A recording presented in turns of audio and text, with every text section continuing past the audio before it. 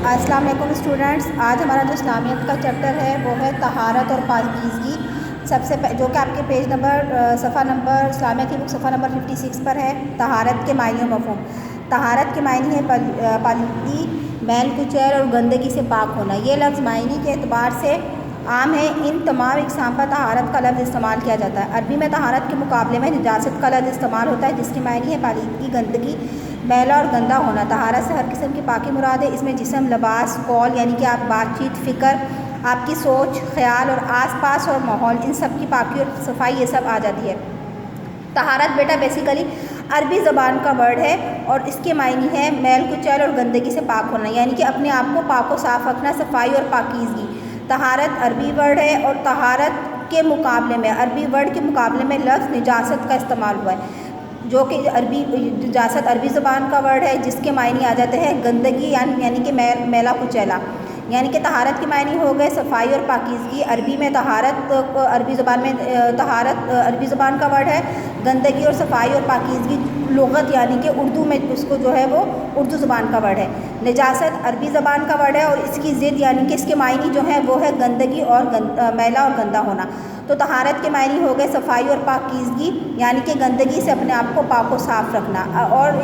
اس سے کیا مراد ہے؟ طہارت سے جو ہے وہ بیٹا ہر قسم کی جو ہے وہ پاکی مراد ہوتی ہے، یعنی کہ اگر ہم لوگ اس کی ایگزیکٹ ڈیفینیشن لے لیں تو اس کا مطلب یہ آ جاتا ہے کہ جسم کے مختلف اعضاء کو، یعنی کہ شریعت کے بتائے ہوئے اصولوں کے مطابق جو ہے وہ پاک و صاف رکھنا اور صاف ستھرا لباس پہننے کا عمل جو ہے وہ طہارت کہلاتا ہے۔ طہارت کے معنی پاک ہونا ہے، یعنی کہ جسم کے اعضاء اور لباس کو پاک اور صاف ستھرا رکھنے کے ساتھ ساتھ ہمارے ساتھ یہ بھی ضروری ہوتا ہے کہ ہم لوگ اپنے خیالات، اپنی فکر، اپنی سوچ کو بھی جو ہے وہ پاکیزہ رکھا جائے۔ جس طریقے سے جسمانی اعضاء کو صاف ستھرا رکھنے کا عمل ظاہری صفائی کو ظاہر کرتا ہے، جس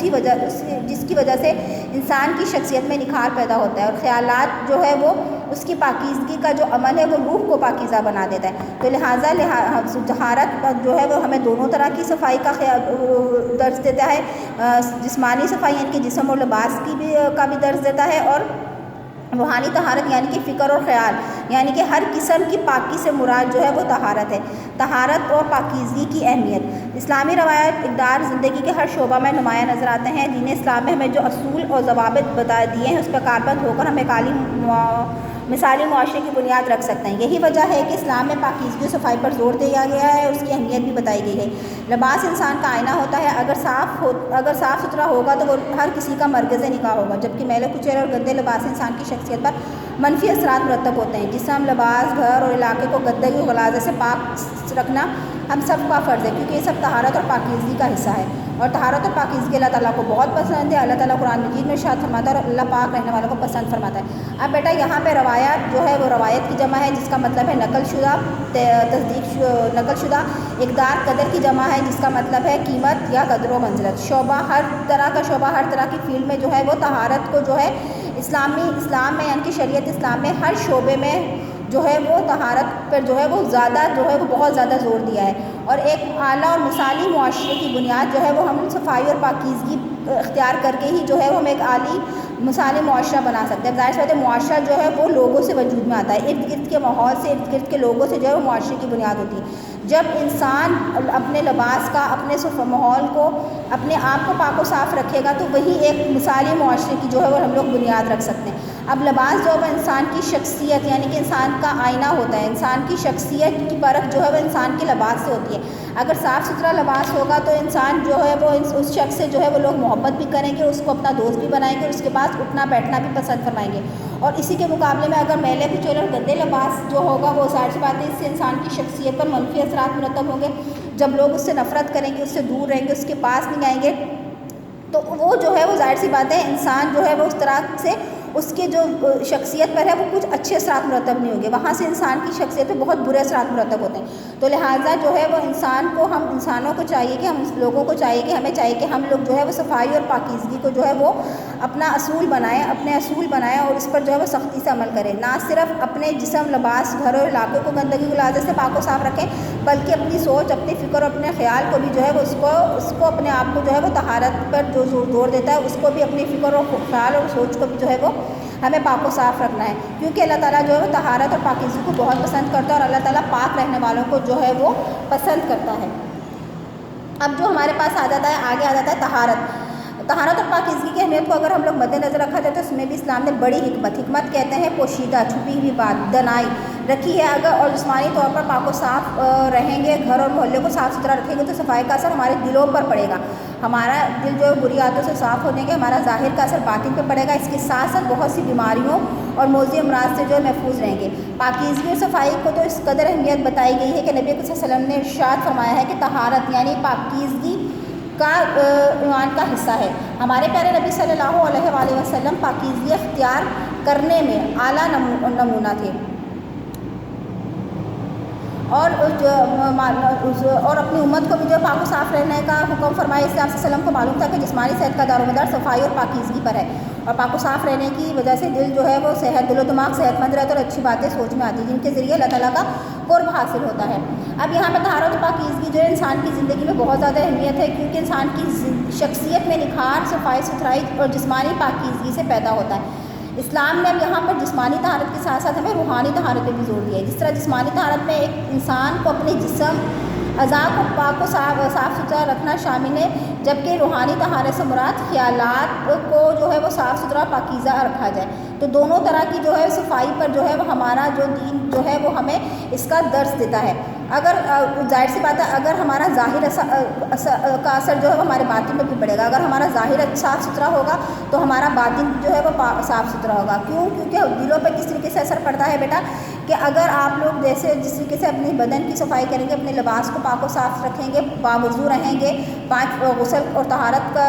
جو ہے وہ صفائی کا خیال رکھیں گے تو گندگی اور شیطانی نجاستیں اور شیطان جو ہے وہ ایسے شخص سے دور رہتا ہے۔ فرشتے جو ہیں وہ باوضو انسان کے لیے دعائیں کرتے ہیں، اور جہاں پر فرشتے جب ایسے لوگوں کے لیے دعائیں کرتے ہیں تو وہاں پر پھر شیطان ایسے لوگوں پر حاوی نہیں ہو سکتا۔ تو اس طریقے سے جو ہے وہ آپ کا ظاہر آپ کے باطن پہ بہت زیادہ اثر انداز ہوگا کہ آپ جو صاف ستھرا انسان جو ہے وہ اس کے دلوں میں کسی طرح کی کوئی برائی جو ہے وہ پیدا نہیں ہوتی، دل جو ہے وہ بری عادتوں سے صاف ہو جاتے ہیں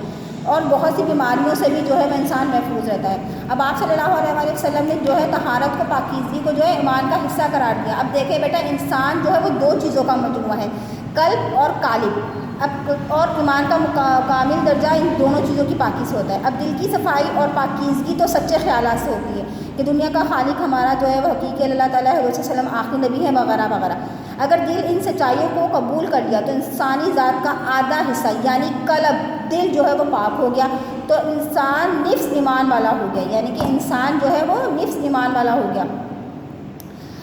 اسی طریقے سے جب قالب کی پاکیزگی بھی اختیار کر لی یعنی کہ اپنے جسم، قالب کی پاکیزگی سے مراد یعنی کہ اپنے جسم کو صاف ستھرا رکھا تو گویا نفس ایمان اور حاصل ہو گیا۔ اس قلب اور قالب دونوں پاکیزہ اور صاف ستھرے رہیں گے تو دین ایمان کی علامت ہے۔ اس سے حدیث شریف میں آپ صلی اللہ علیہ وسلم نے پاکی کو جو ہے وہ نفس حصہ قرار دیا۔ اب ہمارا مذہب ہے ہمیں ہر طرح سے صاف و شفاف رکھنے کا درس دیتا ہے، تو ظاہری صفائی کا بھی اس کے ہاں اتنا ہی اہتمام کیا جاتا ہے جتنا باطن کی صفائی ہے، اور حقیقت یہ ہے کہ ظاہری پر جو ہے وہ جب گندگی ہوگی تو دل و دماغ بھی جو ہے وہ انسان کا گندا میل اور کچیل سے بھرا ہوگا۔ تو انسان کو جو ہے جس طریقے سے جسمانی صحت کا دار و مدار صفائی اور پاکیزگی پر ہے، اسی طریقے سے انسان کو جو ہے اپنی باطنی صحت کا بھی دار و مدار صفائی پر ہے۔ جب انسان جسمانی طور پر صحت مند رہے گا، صاف ستھرا رہے گا تو اس کا اثر انسان کی سوچ پر، دل و دماغ پر ہوگا اور وہ اللہ کا جو ہے وہ اس کا قرب حاصل ہوگا۔ اب یہاں پر طہارت کے کچھ اصول و ضوابط ہم لوگ اصول اور فوائد پڑھیں گے کہ طہارت حاصل کرنے سے کون کون سے فوائد حاصل ہوتے ہیں۔ اب انسان جو بہت بیماریوں سے محفوظ رہتا ہے جب صفائی اور پاکیزگی کا اختیار کرے گا۔ دوسرا فائدہ یہ ہے کہ اللہ تعالیٰ کا محبوب ترین بندوں میں ان کا شمار ہوتا ہے۔ طہارت کے بغیر بیٹا کوئی بھی عمل جو ہے وہ انسان کا قبول نہیں کیا جاتا، بغیر نماز کے، یعنی کہ طہارت اور پاکیزگی کے بغیر بھی اللہ تعالیٰ کے ہاں صحیح طرح اور قبول نہیں ہوتی۔ نماز بھی اس کی جو ہے وہ صحیح نہیں ہوگی اور اس کی قبول بھی نہیں ہوگی۔ طہارت سے مراد جب آپ وضو نہیں کرو گے، بنا وضو کے نماز پڑھو گے تو جب وضو ہی نہیں ہوا تو آپ کی نماز کیسے ہوگی۔ اب طہارت اور پاکیزگی جب انسان اختیار کرتا ہے تو اس کو لوگ بھی پسند کرتے ہیں اور صفائی نہ کرنے والوں سے لوگ جو ہے وہ نفرت کریں گے۔ جب آپ لوگ صاف ستھرے ہوں گے، ظاہر سی بات ہے بیٹا جب آپ کے جسم سے، آپ کی باڈی سے اسمیل آئے گی، آپ کے منہ سے اسمیل آئے گی تو کون شخص آپ کے پاس بیٹھے گا؟ جہاں پر بدبو ہوگی تو انسان وہاں سے جو ہے وہ دور ہو جاتا ہے اور ایسے لوگوں کے دل میں جو ہے وہ ان کے لیے نفرت پیدا ہوتی ہے۔ اب جو باوضو شخص کے لیے جو ہے فرشتے دعائیں کرتے ہیں اور ناپاکی اختیار کرنے کی صورت میں فرشتے ایسے لوگوں سے دور ہو جاتے ہیں اور اس کے لیے دعائیں ختم ہو جاتی ہیں۔ اب جہاں پر جسمانی صفائی کا اللہ تعالیٰ بدن کو صاف کرنے پر زور دیا، اسی طریقے سے منہ اور دانتوں کی صفائی پر بھی زور دیا گیا ہے کہ منہ اور دانتوں کی صفائی کا بھی جو ہے وہ اہتمام کریں، برش کریں آپ لوگ اچھی طریقے سے، برش نہیں ہے تو مسواک کا استعمال کریں، دونوں چیزوں کا استعمال جو ہے وہ آپ لوگ کر سکتے ہیں، اس سے منہ کی صفائی اور رب کی رضا کا ذریعہ ہوتا ہے اگر آپ لوگ مسواک استعمال کریں۔ لباس صاف ستھرا پاک صاف ہونا چاہیے، جس طریقے سے انسان کی جسم کی صفائی پر ہمارا اسلام زور دیتا ہے، اسی طریقے سے انسان کا جو ہے ذہن، سوچ اور خیالات بھی جو ہے وہ پاک و صاف ہونے چاہیے، ایک اصول یہ ہے۔ اور دوسرا یہ ہے کہ صفائی اور جب صاف ستھرا انسان جسم آپ لوگوں کا صاف ستھرا ہوگا، ماحول اچھا ہوگا، برا ماحول نہیں ہوگا، تو آپ کے اندر بھی جو ہے وہ عادات اور اطوار جو ہے وہ اچھے ہوں گے، خیالات اور آپ کی عادات اور اطوار پہ جو ہے وہ اچھے اثرات مرتب ہوں گے اور آپ لوگوں سے جو ہے وہ اچھے اعمال صادر ہوں گے۔ اور طہارت پاکیزگی اپنانے سے جو ہے دل کا ماحول جو ہے وہ صاف ستھرا رہتا ہے، ماحولیاتی آلودگی میں بھی خاطر خواہ کمی واقع ہو جاتی ہے۔ تو لہٰذا اب جس طریقے سے بیٹا یہاں پر جو ہم نے طہارت میں پڑھی وہ دو طرح کی طہارت پہ زور دیا گیا ہے، جسمانی اور روحانی طہارت، یعنی کہ جسمانی اور طہارت ایک دوسرے کے لیے لازم رکھی گئی ہے۔ جس طریقے سے آپ لوگ جسمانی طہارت یعنی کہ اپنے بدن، جسم اور لباس کو جو ہے وہ وضو اور غسل سے اپنے آپ کو پاک و صاف رکھتے ہو، اسی طریقے سے بیٹا باطنی طہارت کی یعنی کہ اپنے جو انسان کی جو جس طریقے سے نافرمانیوں اور آلودگی سے اپنے آپ کو، روح کو، اپنے نفس کو جو ہے وہ اس سے بچنا ضروری ہے، نافرمانیوں سے اور گناہوں کی آلودگیوں سے بچنا جو ہے وہ روحانی طہارت کہلاتا ہے۔ جس طریقے سے حسد، کینہ، بغض، دوسروں کے لیے جو ہے وہ برائی رکھنا، بدگمانیاں رکھنا اور اپنے اندر خود پسندی لے کر آنا، اپنے آپ کو کسی سے بڑا سمجھنا، یہ سب جو ہے وہ روحانی طہارت، یہ سب جو ہے وہ روحانی آلودگیاں ہیں۔ اب ان سب سے ہم لوگ کیسے بچ سکتے ہیں؟ اپنے اندر اخلاص پیدا کریں، نیکی کا جذبہ پیدا کریں، اللہ تعالیٰ کی محبت اور اللہ تعالیٰ کا قرب جو ہے وہ آپ لوگوں کو، اللہ تعالیٰ کی رضا آپ لوگوں کے اندر ہونی چاہیے،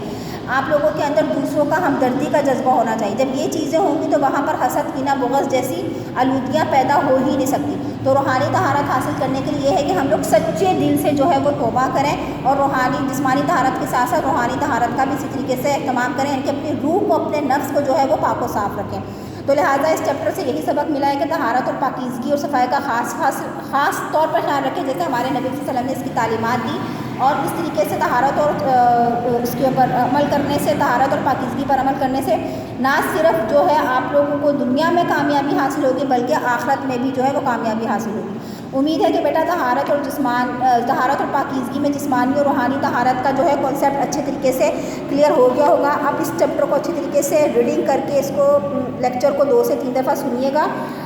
سننے کے بعد، سمجھنے کے بعد آپ لوگ پیج نمبر 59 پر آپ لوگوں کی ایکسرسائز دی گئی ہے، اس کو آپ لوگوں نے اچھی طریقے سے سالو کرنی ہے۔ کوسچن نمبر 2 ہے، آپ لوگوں کے صحیح جواب پر نشان لگائیں۔ پھر کوسچن نمبر 3 ہے فل ان دا بلینکس، اینڈ کوسچن نمبر 4 ہے درست جملوں کے سامنے صحیح اور غلط جملوں کے سامنے نشان لگائیں، اینڈ کوسچن نمبر 5 ہے کالم کو میچ کریں۔ تو یہ دونوں 4 ایکسرسائز آپ لوگوں کے پاس ہیں، آپ نے 4 ایکسرسائز کو اچھی طریقے سے سالو کرنا ہے، اور امید ہے کہ اب طہارت اور پاکیزگی چیپٹر سمجھنے کے بعد آپ لوگ اس پر عمل بھی کریں گے بیٹا، اپنے گھر کو، اپنے کمرے کو جو ہے وہ صاف ستھرا رکھیں گے، اپنے جسم کو صاف ستھرا رکھیں گے، لباس کو صاف ستھرا رکھیں گے، اس کے ساتھ ساتھ اپنے خیالات، اپنی سوچ کو بھی جو ہے وہ پاک و صاف رکھیں گے، یعنی کہ کسی کے لیے کسی طرح کا کوئی حسد نہیں آپ نے اپنے دلوں میں رکھنا بیٹا، نہ آپ لوگوں نے کسی کے لیے کوئی دشمنی رکھنی ہے، نہ آپ لوگوں نے زیادہ غصہ کرنا ہے، بلکہ دوسروں کے ساتھ خوش اخلاقی سے پیش آئیں۔ جس طریقے سے جسمانی طہارت کا آپ لوگ خیال رکھتے ہیں بیٹا، اپنے بدن اور جسم اور لباس کو پاک و صاف رکھتے ہیں، اسی طریقے سے آپ لوگ اپنے دل اور اپنے دماغ کو بھی جو ہے وہ اس دوسری